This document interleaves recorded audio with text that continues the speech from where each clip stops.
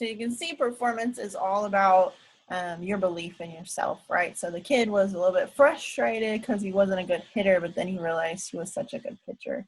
And that was enough to motivate him to keep playing.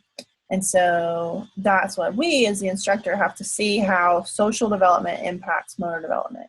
So there's several studies that have shown that, each impacts each other. So children who are in sports and in PE generally have a higher self-esteem and think more highly of themselves than people who are just not participating. So that's kind of regardless of their skill level.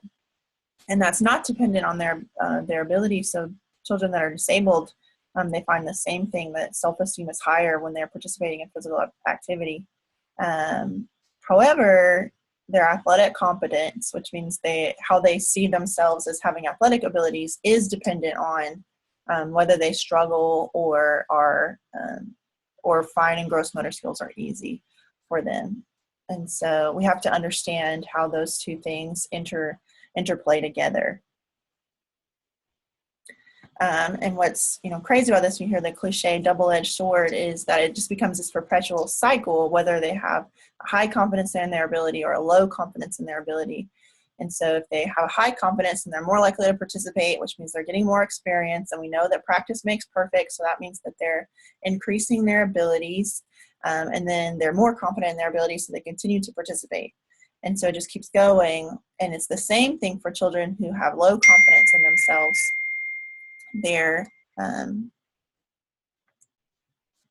They don't participate because they're afraid of being teased, or they're afraid they won't be good, they're afraid of failure, and then they're not getting that experience, and so they're not gaining any ability and probably getting worse, because if you don't move it, you lose it, and then they have even less confidence, and then they're less likely to participate, and it just keeps going. And so we have to really target that. We have to target self-esteem, we have to target self-worth, or working with as young an age as we get them. I remember teaching PE, and I had a couple of girls, they were twins in 4th grade, and they were just the typical, they would come in dresses, they never dressed out, because they just were not into sports at all. They didn't think they were good at it. And I remember I was really big on sports skills, because I wanted them to be able to take what they're learning in PE and be able to play outside of the program. And so if I taught the skill in PE, I thought they would be more likely to participate.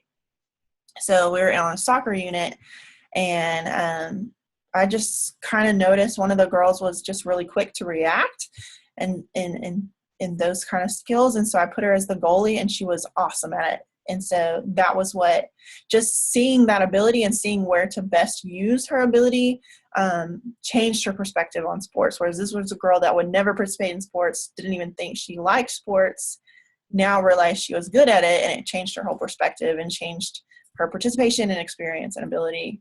And so we got to change that cycle. So look for those things, especially if you're working with younger kids, because that's where it's the easiest to change it.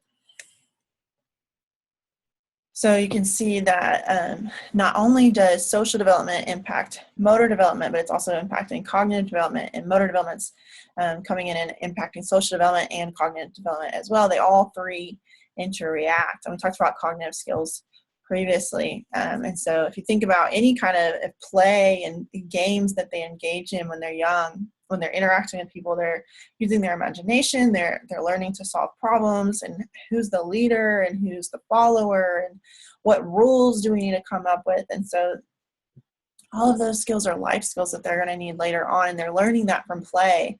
And not only are they developing cognitive skills, but because their play is driven by movement, they're getting better at their motor skills, and they're improving their fitness and their agility and their speed and all of those things that play into them being able to participate throughout their lifespan.